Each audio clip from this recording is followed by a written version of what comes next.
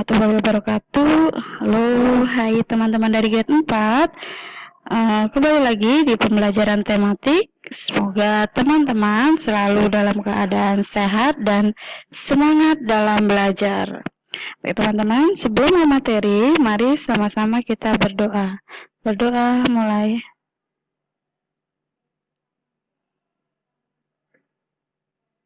Alhamdulillahirrabbilalamin. Semoga kita selalu mendapatkan tambahan ilmu dan pengertian baik di dalam pembelajaran. Baik teman-teman, hari ini kita akan belajar tema 3 dan fokus pembelajarannya yaitu IPS. Dan yang akan kita pelajari hari ini yaitu tentang karakteristik alam, sumber daya alam dan pemanfaatannya, serta pelestarian alam. Baik teman-teman sudah siap? Oke, let's go. Coba sekarang kita mengamati karakteristik alam yang ada, yaitu ada dataran tinggi, ada dataran rendah, dan pantai.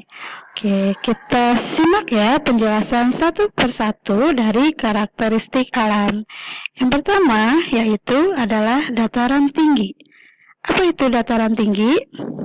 Dataran tinggi adalah permukaan bumi yang ketinggiannya lebih dari 200 meter di atas permukaan laut. Adapun manfaat dari dataran tinggi adalah satu, untuk peristirahatan. Yang kedua, untuk objek wisata dan usaha perkebunan. Nah, di ketinggian antara 200 meter, dataran tinggi cocok untuk perkebunan karet. Jika lebih dari 200 meter, dataran tinggi itu cocok untuk perkebunan teh. Dan di atas 1000 meter itu cocok untuk ditanami hutan pinus. Adapun pekerjaan yang cocok di dataran tinggi yaitu adalah petani teh, pemandu wisata, penjaga villa, dan sopir pengangkut teh. Dengan ciri dari dataran tinggi, yang pertama adalah beriklim sejuk, cadangan air cukup banyak, area pertanian dibentuk terasering atau sengkedan. Nah, sumber daya alam yang ada di dataran tinggi yaitu kayu jati, cengkeh, kopi, coklat, kina, dan karet, serta yang lainnya. Nah, untuk karakteristik alam yang kedua yaitu dataran rendah. Dataran rendah adalah permukaan bumi yang datar dengan ketinggian kurang dari 200 meter dari atas permukaan laut. Manfaat dataran rendah umumnya untuk berbagai keperluan, salah satunya yaitu untuk pertanian, perkantoran, peternakan, perumahan, dan industri. Pekerjaan yang cocok untuk di daerah dataran rendah adalah guru, pegawai bank, dokter, karyawan. Nah, ciri-ciri dari dataran rendah bersuhu sekitar 23 sampai 28 derajat Celcius. Permukaannya relatif datar, tanahnya subur, dan biasanya berada di daerah perkotaan. Seperti yang kita tinggali saat ini, kita tinggal di daerah dataran rendah. Adapun sumber daya alam yang ada di dataran rendah yaitu buah-buahan, jagung, padi, sayur-sayuran, tebu, dan lain-lainnya. Untuk karakteristik alam yang ketiga yaitu pantai. Pantai adalah daerah yang membatasi antara daratan dan lautan. Manfaat pantai yaitu sebagai objek wisata, sebagai menangkap ikan, dan pembudidayaan baik rumput laut, mutiara, maupun ikan dan udang. Pekerjaan yang cocok untuk pantai yaitu nelayan, pengrajin kerang, pemandu wisata, dan petani garam. Ciri-ciri dari pantai udaranya kering, suhunya panas, serta berpasir. Sumber daya alam yang terdapat di pantai yaitu macam-macam jenis ikan laut, rumput laut, cumi-cumi, lobster, kerang, terumbu karang, dan mutiara.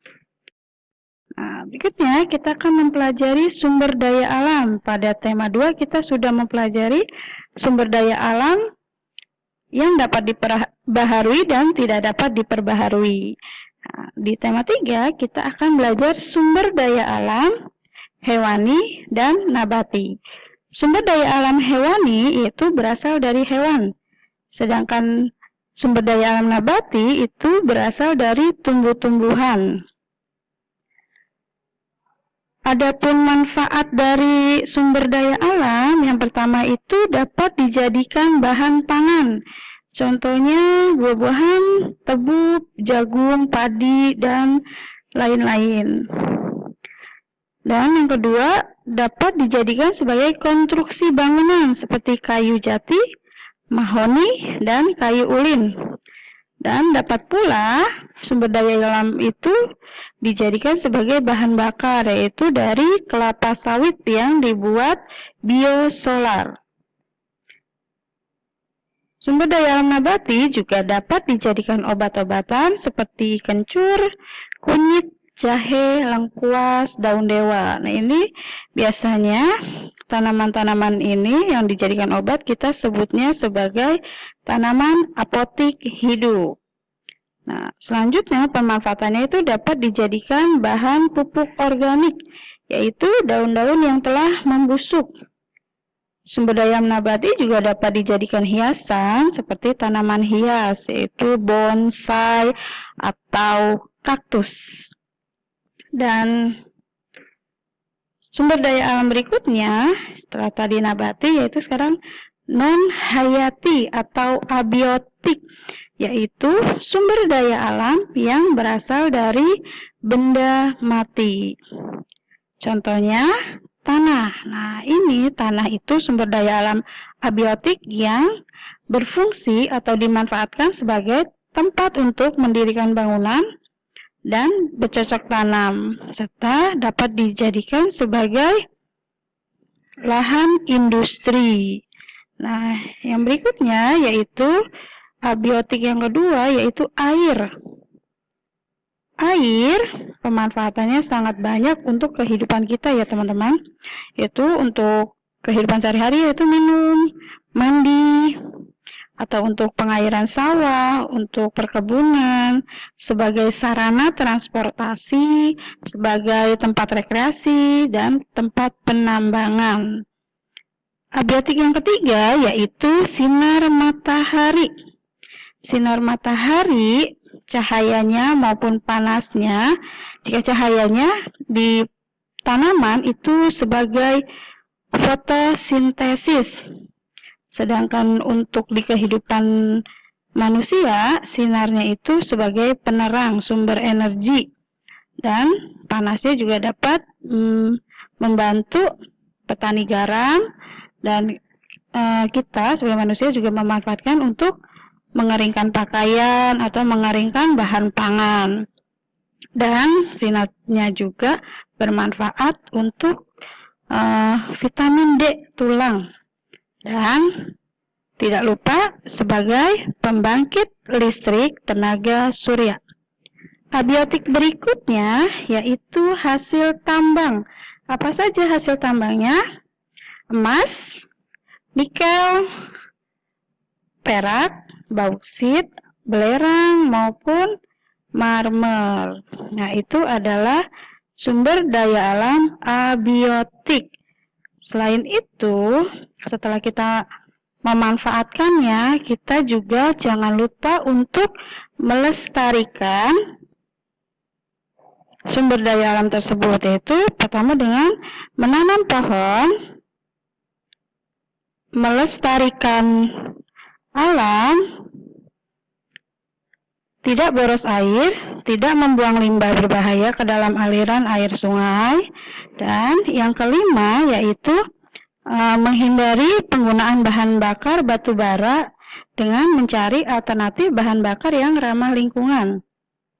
Lalu meminimalisir penggunaan kendaraan motor, artinya jika kita akan berpergian ke tempat yang dekat, maka gunakanlah sepeda atau dengan berjalan kaki. Yang ketujuh yaitu menanam pohon di sekitar tempat tinggal kita untuk menyerap gas karbon dioksida.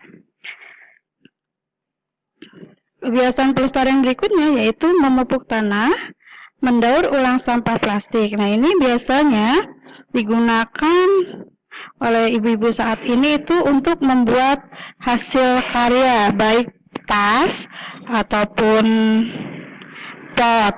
Nah, yang ke-10 yaitu kebiasaannya mengelola lahan yang tandus agar dapat dijadikan perkebunan. Lalu melakukan penanaman kembali hutan yang gundul, itu istilahnya adalah reboisasi. Kebiasaan berikutnya dalam melestarikan yaitu menjadikan hutan sebagai cagar alam. Lalu menjaga keberadaan satwa. Nah, karena kita itu memiliki satwa langka, jadi kita harus menjaga keberadaannya agar satwa itu tidak punah. Dan yang ke-14 yaitu melaksanakan sistem tebang pilih. Artinya teman-teman atau pengusaha-pengusaha itu harus menebang pohon, yaitu pohon yang cukup umurnya. Tidak semua pohon dapat ditebang. Nah, teman-teman, sekian pembelajaran untuk IPS hari ini. Teman-teman jangan lupa mengerjakan tugasnya yaitu di halaman 16 dan teman-teman mencari karakteristik alam yang ada di Indonesia. 10 untuk dataran tinggi beserta daerahnya, 10 untuk dataran rendah beserta daerahnya, dan 10 untuk nama pantai di Indonesia beserta daerahnya. Teman-teman boleh mengetiknya di Word lalu dikirim ke Miss Tina. Nah, itu dia tugas untuk hari ini. Semoga teman-teman bertambah ilmunya dan dapat menyimak dengan baik dan mengerjakan tugasnya dengan baik. Oke, teman-teman. Sekian untuk pembelajaran hari ini. Terima kasih. Tetap semangat. Wassalamualaikum warahmatullahi wabarakatuh.